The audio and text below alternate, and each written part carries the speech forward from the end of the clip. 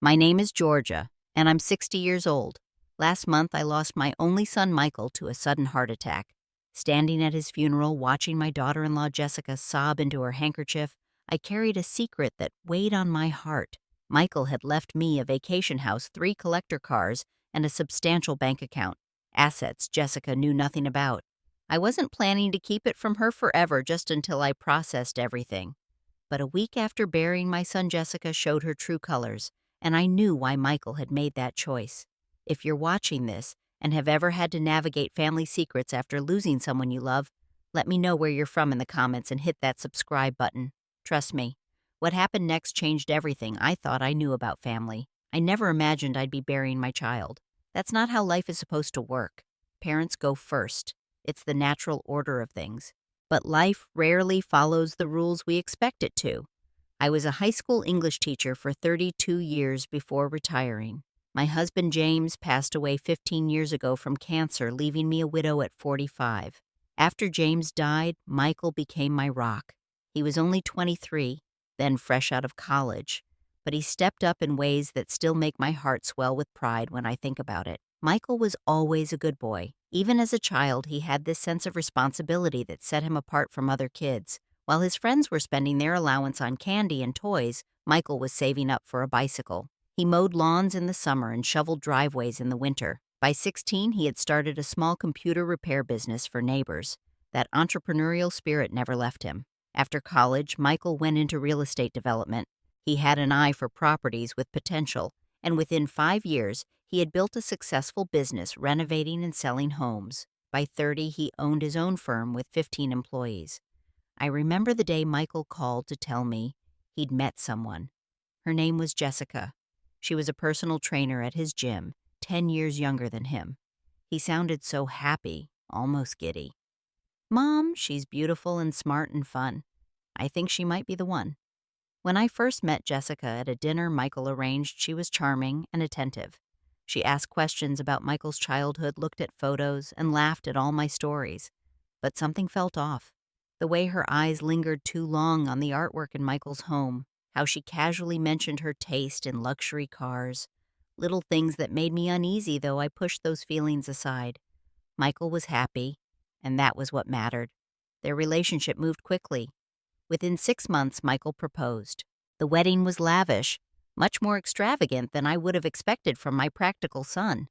Jessica wanted a destination ceremony in the Bahamas with 100 guests, designer dresses for her 7 bridesmaids, and a reception that must have cost as much as a small house. Michael seemed slightly uncomfortable with the expense, but unwilling to disappoint his new bride. After the wedding, I noticed subtle changes in our relationship. Michael's calls became less frequent. Our Sunday dinners dwindled from weekly to monthly, then to special occasions only. When I did see him, Jessica was always there, steering conversations toward their new house renovations or their latest vacation plans. Michael continued to build his business, expanding into commercial properties. His success grew, and with it, Jessica's lifestyle expectations. She quit her job as a trainer within a year of their marriage. She drove a new luxury SUV, wore designer clothes, and was constantly redecorating their home. During one rare moment alone, about 3 years into their marriage, Michael confided in me. We were in his garage where he kept his collector cars, his passion since he was a teenager. He had just bought a 1967 Mustang that needed restoration. "Mom," he said, hands busy with a carburetor, "I'm a bit worried about Jessica's spending." "What do you mean?" I asked, though I had my suspicions. "She doesn't seem to understand that business fluctuates. We had a great year, but that doesn't mean every year will be like this." I try to explain that we need to save and invest for the future, but she just sees the money coming in now. He sighed. "Last month, she spent $20,000 redecorating the guest bedroom, a room we hardly use." I wanted to say something about how I'd noticed Jessica's materialistic tendencies, but I bit my tongue. Instead, I asked, "Have you talked to her about it?" "I've tried. She gets upset, says I'm being cheap, that I don't want her to enjoy the life I can provide. It's just, sometimes I wonder if she would still be with me if the business failed tomorrow." That conversation haunted me later, because 6 months after that, Michael called to tell me he had updated his will. He didn't go into details, just said he wanted to make sure everyone was taken care of if anything happened to him. I thought it was just responsible planning from my always practical son. I never imagined we'd need that will so soon. The heart attack came on a Tuesday morning. Michael was at the gym, ironically staying healthy. He collapsed during his workout. By the time the ambulance arrived, it was too late. An undiagnosed heart condition, the doctors said later. He was only 38 years old. The funeral was a blur. I moved through it in a state of disbelief, accepting condolences from people whose faces I barely registered. Jessica stood beside me, dressed in an elegant black dress that somehow still managed to look fashionable. She cried at all the right moments, leaned on friends for support, accepted hugs and sympathy with grace. But sometimes, when no one was directly engaging with her, I caught a blank look in her eyes. Not the vacant stare of profound grief that I felt in my own heart, but something else I couldn't quite name. I didn't know then that Michael had kept secrets from his wife. Secrets that would soon drive a wedge between Jessica and me and ultimately reveal who she truly was. 3 days after we laid Michael to rest, his lawyer, Richard Peterson, called and asked me to come to his office. Richard had been a friend of Michael's since college, and I'd known him for years. When I arrived, his typically jovial face was solemn. "Georgia, thank you for coming," he said, guiding me to a chair. "I know this is an incredibly difficult time, but we need to discuss Michael's will." I nodded, still numb from grief. "Of course. Will Jessica be joining us?" Richard hesitated. "Jessica had her own meeting yesterday. What I need to discuss with you today is private." That was the first inkling I had that something unusual was happening. Richard opened a folder and cleared his throat. "Michael made some specific arrangements in his will that he asked me to explain to you personally." He paused. "The mountain house in Colorado, his 3 collector cars, and a bank account containing approximately $2.4 million have all been left directly to you." I stared at him, certain I had misheard. "I'm sorry. What?" "Michael left those assets specifically to you, Georgia, not to Jessica." My mind struggled to process this information. "But that doesn't make sense. Those cars were his pride and joy, and the mountain house. And they loved that place." Richard nodded. "Jessica will retain ownership of their primary residence and receive the full payout from his life insurance policy, which is substantial. She'll also receive a monthly allowance from the business trust for the next 5 years. Michael provided for her, but he was specific about these particular assets." "Did he say why?" I asked, my voice barely audible. Richard looked uncomfortable. "He left a letter for you." He handed me an envelope with my name written in Michael's handwriting. With trembling fingers, I opened it. "Mom, if you're reading this, the worst has happened. I'm so sorry for the pain my passing must be causing you. I've left the mountain house, my cars, and this account to you because these things matter to me, and I trust you to preserve them.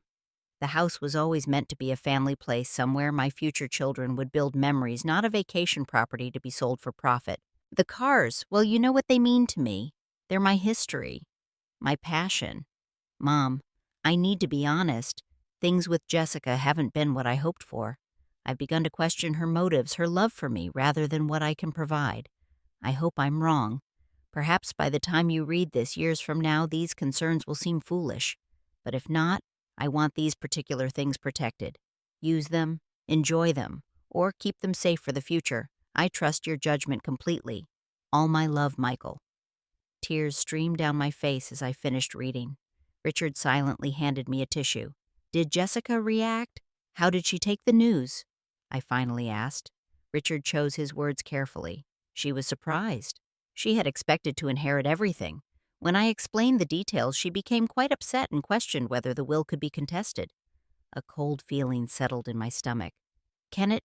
"No, the will is legally sound. Michael made sure of that." Richard hesitated again. "Georgia, Michael didn't tell Jessica about these specific provisions. He asked me not to elaborate beyond what she needs to know legally. Whether you share this information with her is entirely your decision."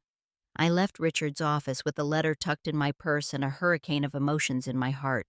Grief for my son, confusion about his marriage, and a moral dilemma I never expected to face. Do I tell Jessica about these assets or honor Michael's apparent wish for discretion? For the next few days, I decided to say nothing.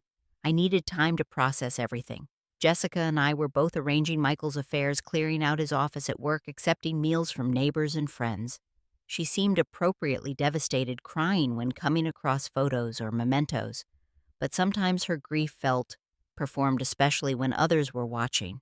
Alone with me, she would quickly dry her eyes and ask pointed questions. Did Michael ever mention any investments to you, outside of the business, I mean?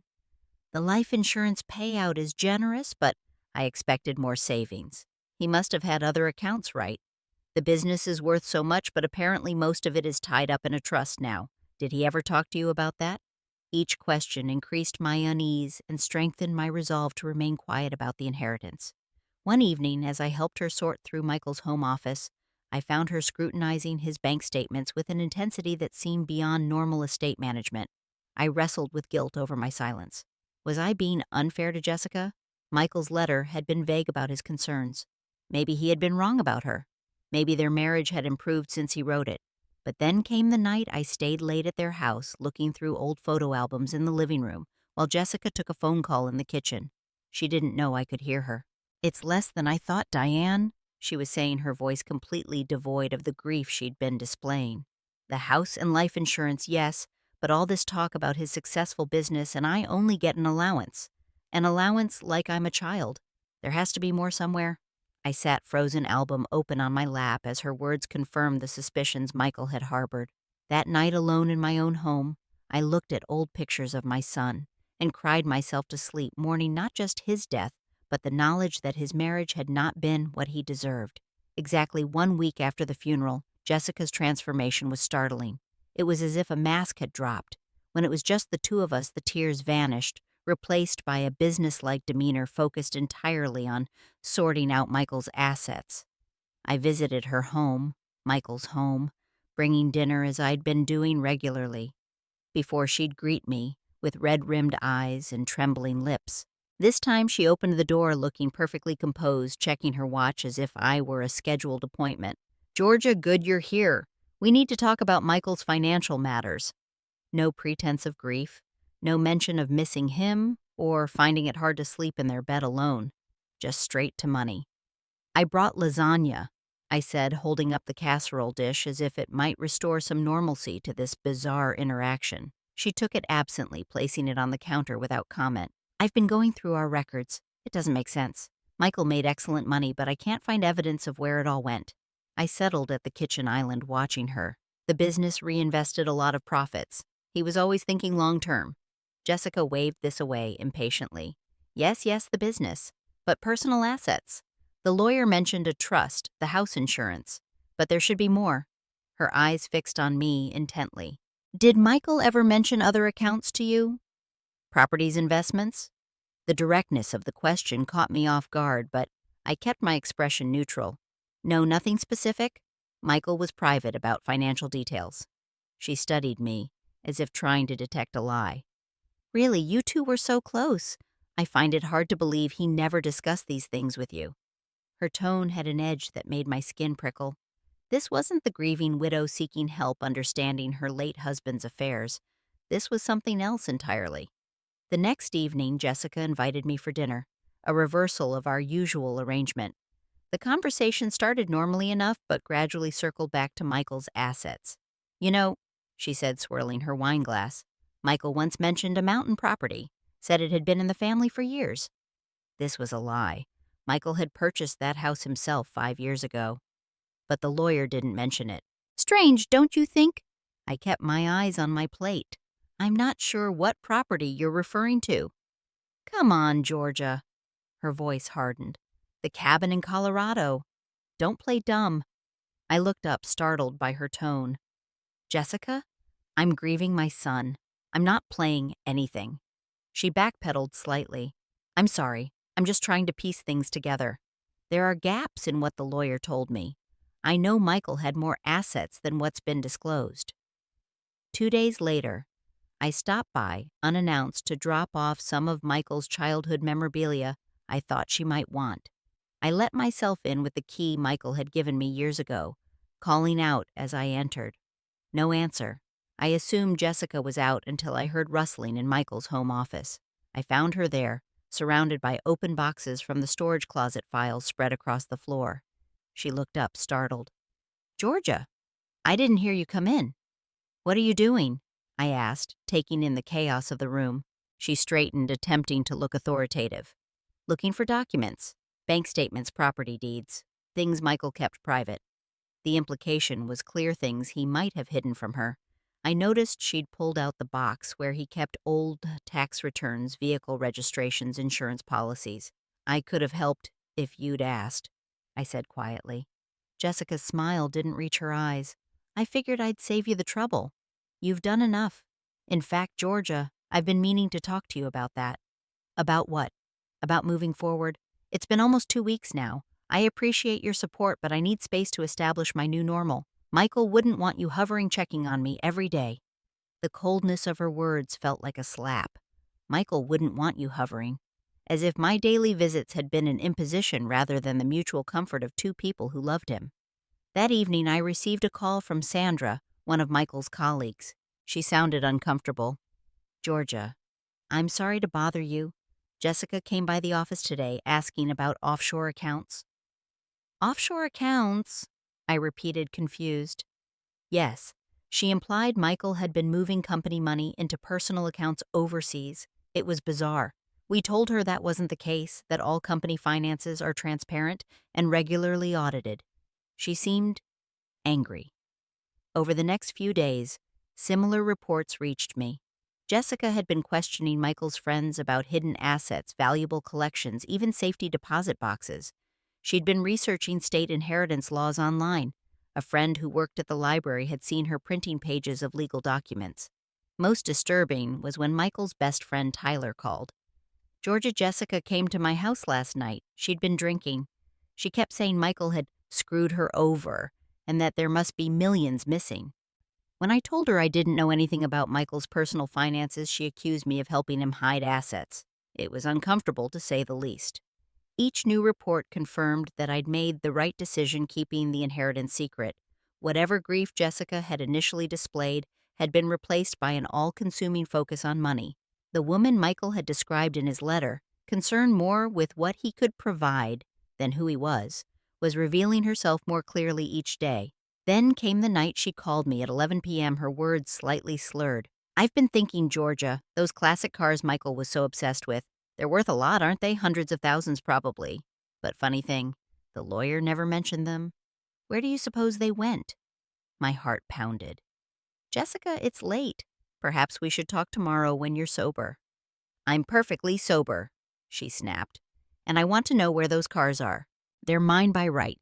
Everything of Michael's should be mine." "The estate is being handled according to Michael's wishes," I said carefully. Her laugh was cold. "His wishes? What about my wishes? I put up with him for 5 years. I deserve everything." The words sent ice through my veins. I put up with him, as if their marriage had been a burden she'd endured for eventual payoff. I ended the call as quickly as I could, shaken by the glimpse into Jessica's true feelings about my son. The next morning, I found her parked outside my house waiting. When I opened the door, her demeanor had changed completely. Gone was the hostile, demanding woman from the night before. In her place was a tearful, apologetic Jessica. "Georgia, I'm so sorry about last night. Grief makes us say terrible things. I just miss him so much, and dealing with all these financial matters alone is overwhelming." The performance was flawless, but I'd seen behind the curtain now. I couldn't unsee it. As she wiped away tears that appeared on command, I realized Michael had known exactly what he was doing when he wrote his will. He had known exactly who he was married to. 3 weeks after Michael's funeral, Jessica invited me to her home for what she called an important discussion about Michael's estate. When I arrived, I was surprised to find 2 strangers in her living room, a man in an expensive suit who was introduced as Harold Watkins' financial advisor, and a sharp-featured woman named Marcia Levine, Jessica's newly retained attorney. The ambush was immediately clear. This wasn't a discussion. It was an inquisition. "Please have a seat, Georgia," Jessica said with a smile that didn't reach her eyes. "We have some matters to clear up." I sat in an armchair, feeling outnumbered, as the 3 of them took positions on the sofa across from me. Jessica had arranged the seating deliberately, I was sure, to make me feel isolated. Mrs. Lawson, Harold began, we're concerned about discrepancies in Michael's estate. Based on his income over the past 5 years, there should be substantially more assets than what has been declared in probate. I'm not sure what you mean, I said, keeping my voice steady. Marcia Levine took over, her tone clipped and accusatory. Let me be direct. We have reason to believe that significant assets have been transferred out of Michael's estate prior to his death or hidden from the probate process, as his widow Jessica is entitled to a full accounting of all marital property. Any financial questions should be directed to Michael's lawyer, I replied.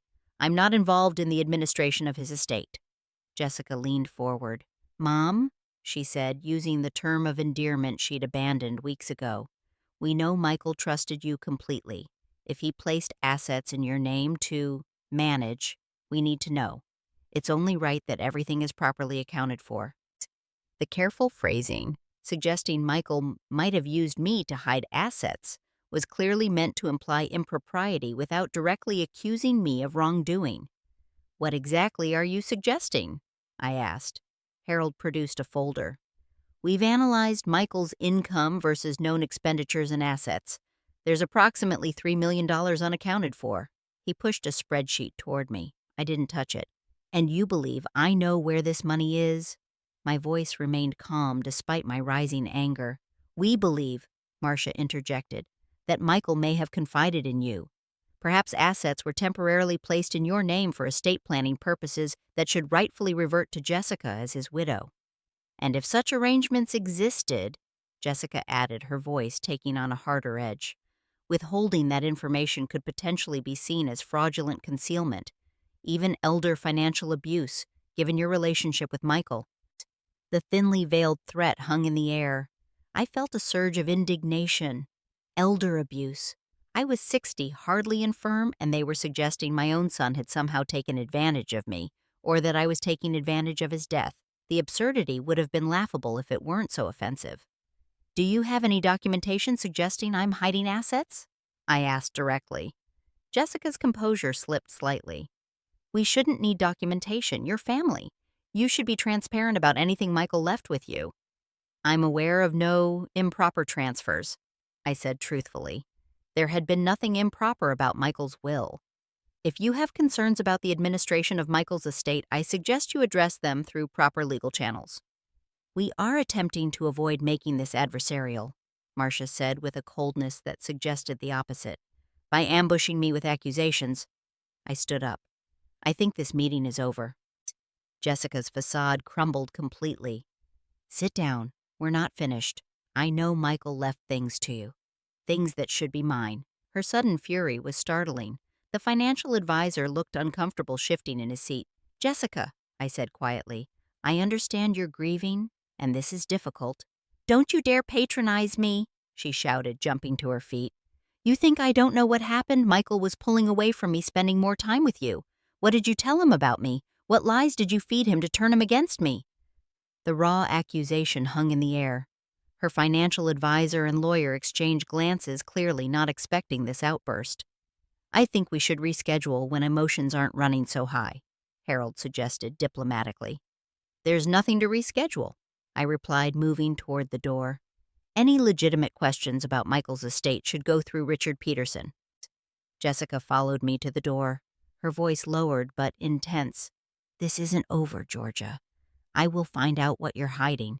I'm entitled to everything Michael had. I turned to face her. Is that what this is about, Jessica? Entitlement? Not grief for the man you supposedly loved? Her expression hardened. Don't lecture me about grief. 5 years of my life with Michael. 5 years I can never get back. I deserve compensation for that. The mask had slipped completely now. I left without another word, shaken by the naked greed I'd just witnessed. Over the next 2 days, Jessica's campaign escalated. She sent a barrage of texts alternating between threats and tearful pleas. She called repeatedly, leaving voicemails that ranged from apologetic to accusatory.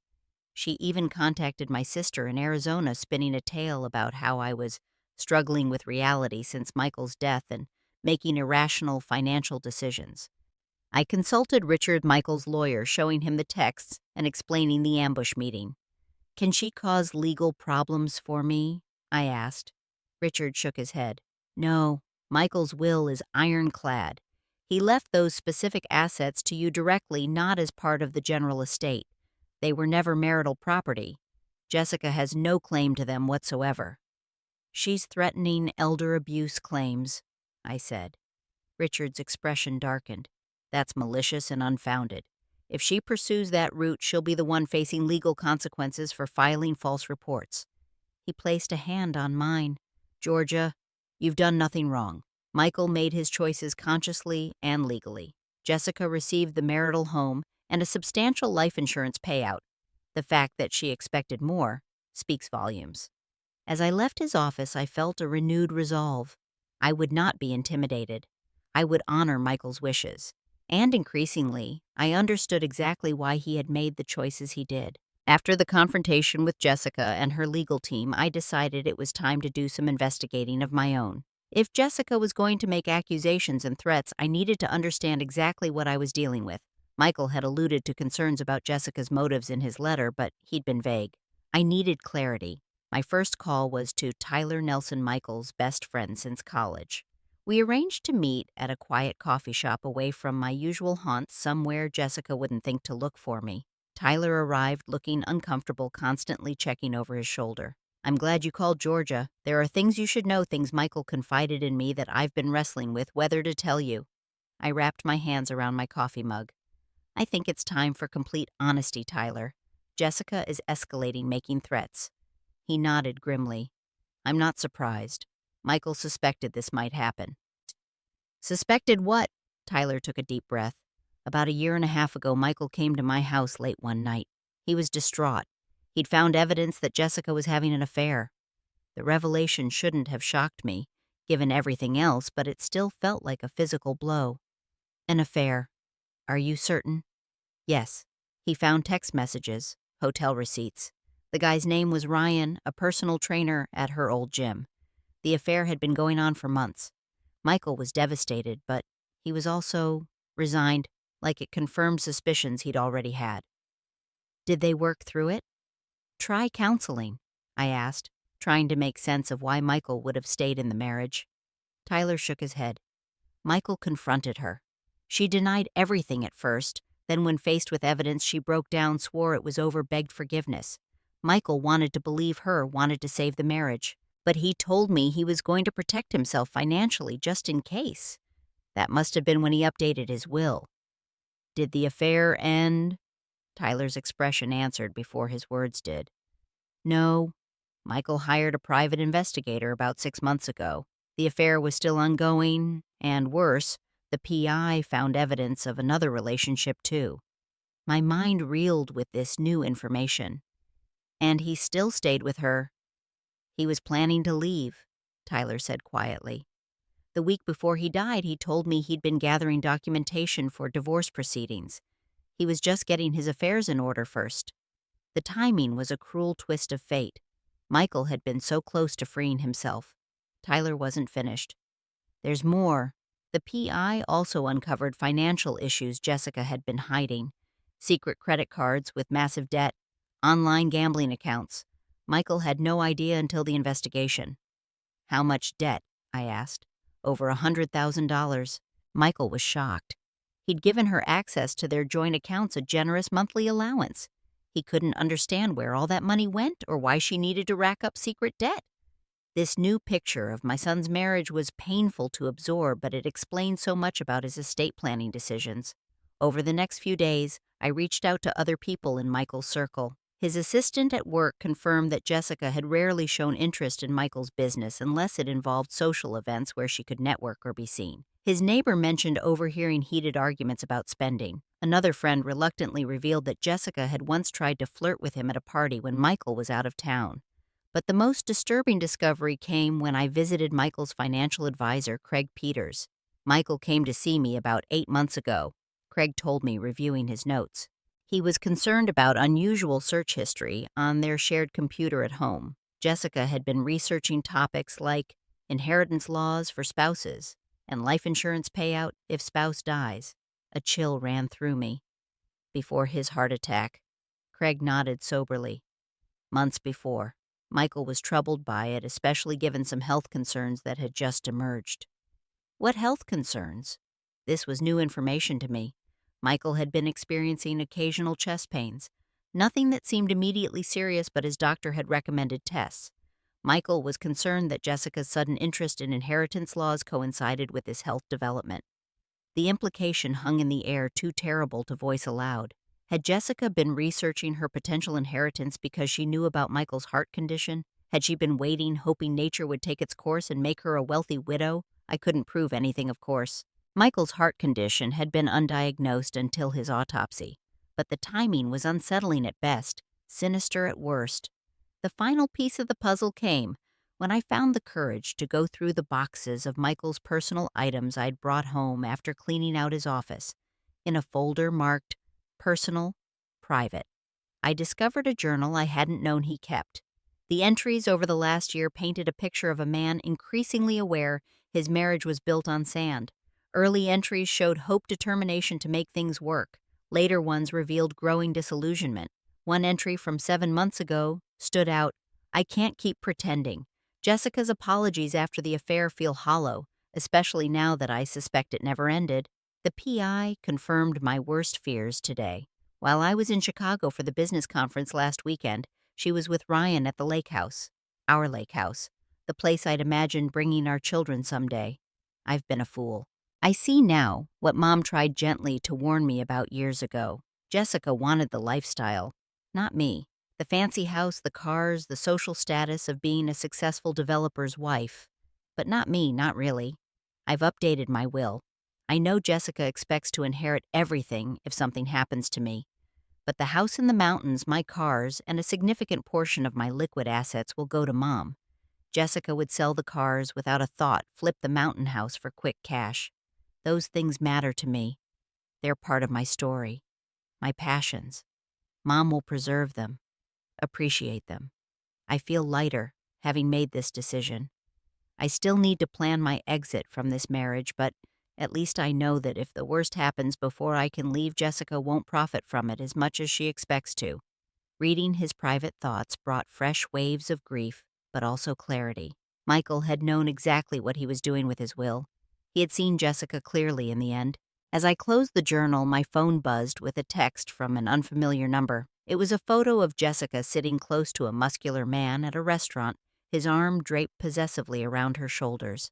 The message read, "Thought you should see this. Jessica and Ryan last night. Some grieving widow, huh?" It was from one of Michael's co-workers who had spotted them together. Just 4 weeks after Michael's funeral, Jessica had already publicly resumed her relationship with her affair partner. I wasn't even surprised anymore. Each new revelation only confirmed what Michael had realized in those final months. His marriage had been based on deception from the start. 5 weeks after Michael's death, Jessica's tactics escalated from manipulation to something much more aggressive. Her initial strategy of legal intimidation had failed when her own attorney advised her that she had no case for claiming assets specifically left to me in Michael's will. Facing this dead end, Jessica became increasingly erratic and desperate. It began with Jessica showing up at my home unannounced on a Tuesday afternoon. When I opened the door, she pushed past me into the foyer, wild-eyed and demanding. "I want to see what you're hiding," she said, heading straight for my hallway closets and opening them without permission. "Where are the documents, the deeds, the car titles?"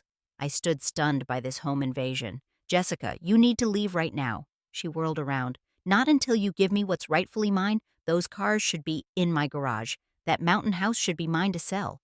"So you know about them," I said quietly. "Of course I know. I found copies of the will in Michael's desk. He thought he was so clever hiding things from me. But I always find out, Georgia. Always." I reached for my phone. "I'm calling the police if you don't leave immediately." She laughed, a harsh sound without humor.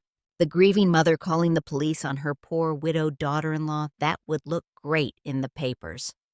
"You stopped playing the grieving widow weeks ago, Jessica, at least with me." Something in my calm certainty made her pause. What's that supposed to mean? "It means I know about Ryan and the other men. I know about the secret credit cards, the gambling debts. I know everything." Her face went through a remarkable transformation. Shock, then calculation, then a strange cold anger. "Michael told you. He promised he'd tell no one." Michael protected your secrets in life, but death has a way of bringing truth to light. Jessica took a step toward me, her voice dropping to a vicious whisper. You think you're so smart, don't you?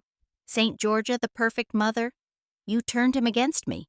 All those Sunday phone calls, those private conversations in his garage, you poisoned him against me. Michael made his own judgments, I replied.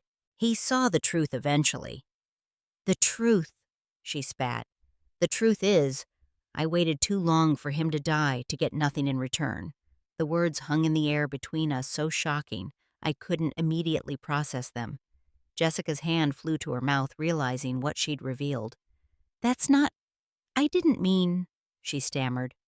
I think you should go now, I said, my voice ice cold as I opened the front door. And don't come back. After she left, I sat shaking on my sofa, her words replaying in my mind. Waited too long for him to die. The implication was chilling. While I didn't believe Jessica had caused Michael's heart attack, her statement revealed she had been waiting for it, perhaps even hoping for it.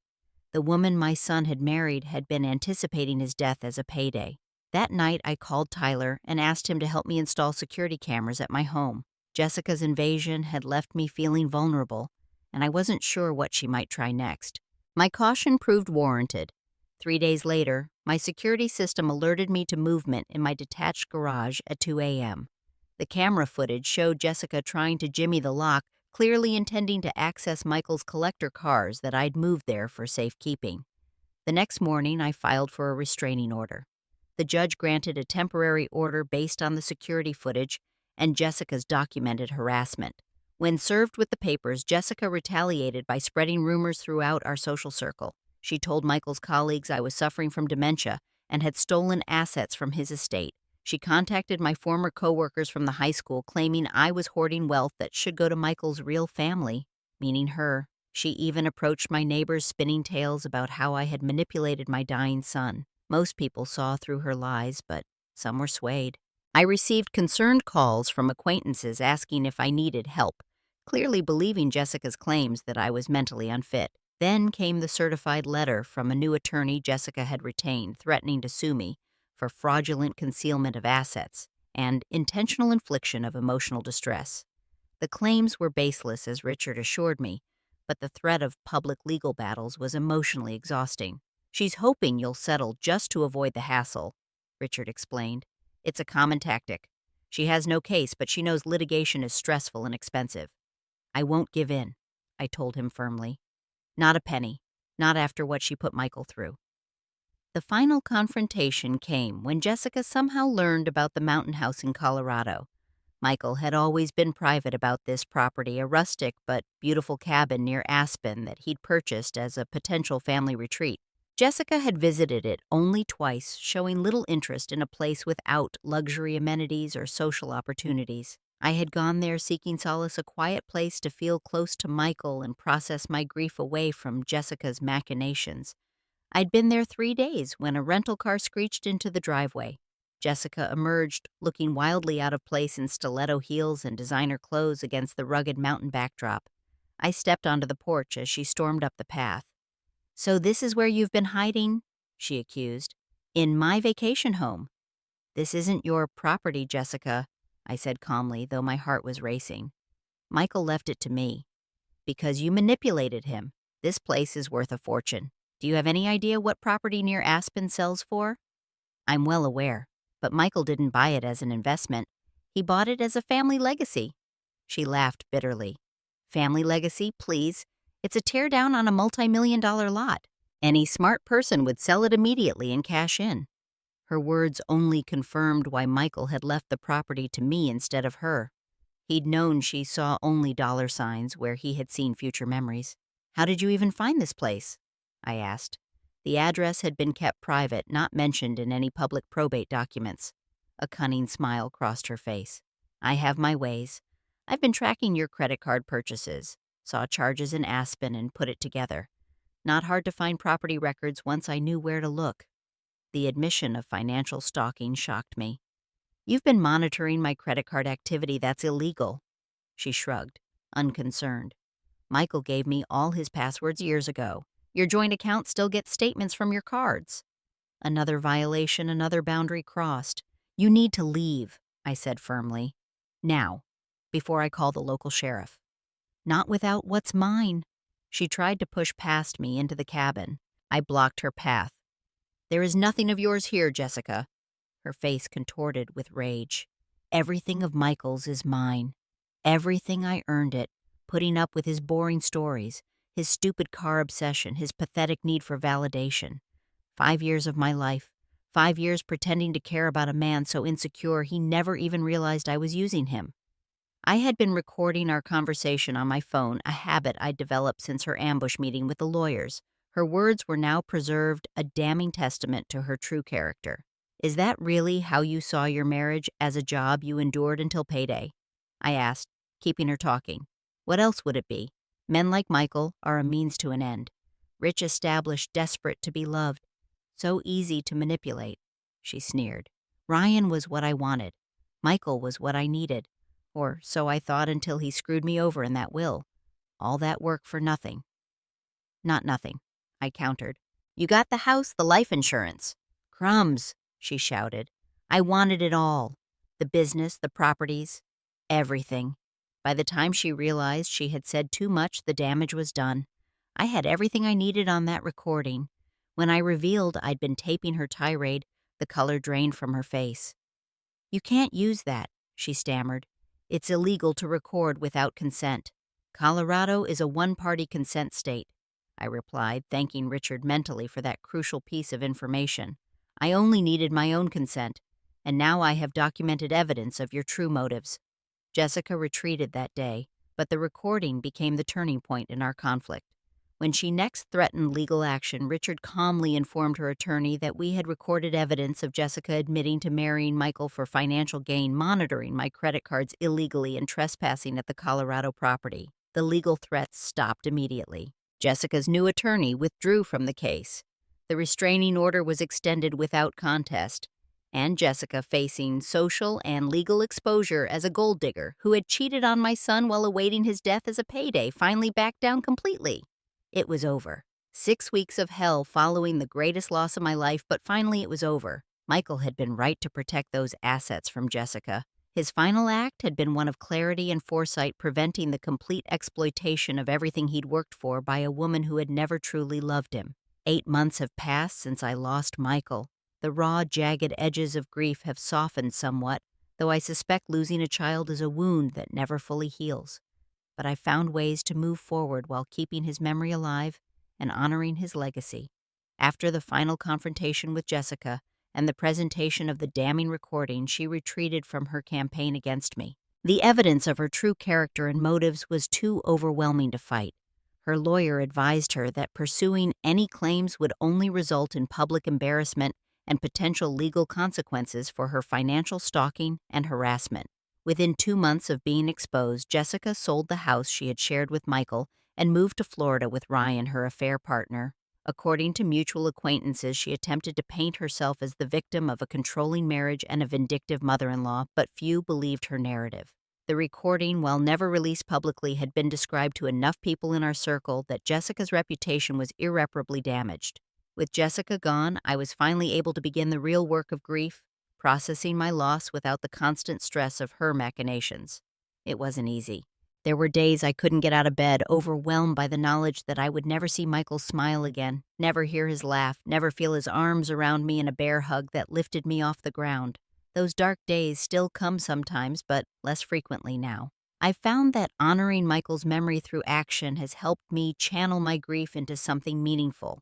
The first decision I made was about the inheritance. Michael had left me substantial assets, the mountain house in Colorado, his 3 collector cars, and $2.4 million in liquid assets. After much reflection, I established the Michael Lawson Memorial Scholarship for Young Entrepreneur. Each year, 3 promising business students receive funding to pursue their startup ideas, along with mentorship from successful business owners who were Michael's colleagues and friends. At the first scholarship award ceremony, I spoke about Michael's journey from a teenager mowing lawns to a successful developer who never forgot his humble beginnings. One of the recipients, a young man named David, who had started a sustainable housing initiative, reminded me so much of Michael that I could barely get through my speech without breaking down. but it was a healing kind of pain, knowing Michael's legacy would help others achieve their dreams. The collector cars presented another opportunity to honor Michael. I kept his favorite, the 1967 Mustang he had been in the middle of restoring when he died. With Tyler's help, I completed the restoration, learning about engines and bodywork in the process. Working with my hands on something Michael had loved gave me a sense of connection to him that brought comfort on difficult days. The other two cars, a 1972 Corvette and a 1965 Shelby Cobra, were donated to a youth program that teaches automotive skills to disadvantaged teenagers. The program uses classic cars to engage young people, teaching them marketable skills while instilling the patience and attention to detail that restoration requires. Every time I visit and see those kids working on Michael's cars, as they still call them, I know he would approve. The mountain house became my sanctuary. I spend a week there, each month, surrounded by the peaceful beauty that had drawn Michael to the property. Last summer, I hosted a retreat for other parents who had lost adult children. For 5 days, we hiked, cooked together, cried together, and shared stories of our children. The healing that took place in that setting was profound, not just for me, but for everyone who attended. Finding a purpose for Michael's legacy has been therapeutic, but the most healing experience came from an unexpected source: his journal. Reading his private thoughts had been painful initially, especially learning about the extent of Jessica's betrayal. But as I continued through the entries, I found something remarkable. Michael had been compiling a bucket list. The list wasn't just vague ideas, but detailed experiences he hoped to have: seeing the northern lights, learning to sail, visiting all 7 continents, completing a marathon. Some items were crossed off, but many remained aspirations at the time of his death. I decided to complete that list for him, a project that has given me direction and purpose. So far, I've taken sailing lessons, visited Antarctica, continent number 4 of 7, and completed a half marathon at 60. I compromised on the full marathon. Each experience feels like a gift to Michael, a way of living the life he didn't get to finish. I take photos during these adventures and keep them in an album labeled "Michael's List Continued." Through all of this, I have learned that grief isn't something you overcome. It's something you integrate into your life. Michael's absence is a constant, but so is his influence, his values, his spirit. I see him in the scholarship recipients pursuing their dreams, in the teenagers learning skills through his beloved cars, in the peaceful retreat that helps others heal. The inheritance he left me wasn't just financial. It was a final message of trust and love. By protecting those assets from Jessica, he ensured they would be used meaningfully rather than squandered. In his final act of planning, Michael showed wisdom beyond his years. As for Jessica, I've released my anger toward her, not for her sake, but for mine. Carrying that bitterness was exhausting, and Michael wouldn't have wanted it to consume me. She made her choices and now lives with their consequences. The last I heard, her relationship with Ryan was already showing strain. A foundation built on betrayal rarely supports a lasting structure. The secret I kept in those initial weeks after Michael's death, about the house cars and bank account, was painful to maintain, but ultimately proved necessary. Jessica revealed her true nature not gradually, but in a dramatic transformation that still sometimes haunts me. How could she have shifted so completely from grieving widow to calculating predator in the span of a week? The answer, of course, is that the grieving widow had been the performance. The predator had been there all along, waiting for her moment. I'm grateful now for Michael's foresight, for the attorney who respected his wishes, and even for the painful clarity that came from seeing Jessica's true colors. Without that experience, I might have been consumed by guilt about taking what could have been hers. Instead, I've been liberated to use these resources exactly as Michael would have wanted, to create meaning from loss, to build, rather than consume, to honor, rather than exploit. Today, as I sit in Michael's favorite chair in the mountain house watching snow fall on the pines, I feel a sense of peace that once seemed impossible. The grief remains a companion I've learned to live with rather than an enemy to defeat. But alongside it grows something else: gratitude for the 38 years I had with my remarkable son, and for his final gift of protection and trust. If you've ever had to protect a loved one's legacy from someone who didn't deserve it, I'd love to hear your story in the comments below. And if this account has touched you in any way, please subscribe to our channel for more real-life experiences that remind us all of the complexity of family relationships. Hit that like button if you believe, as I do now, that sometimes keeping secrets is an act of love. rather than deception. Thank you for listening to my story, and remember that even in our darkest moments, there is a path forward if we're brave enough to take it.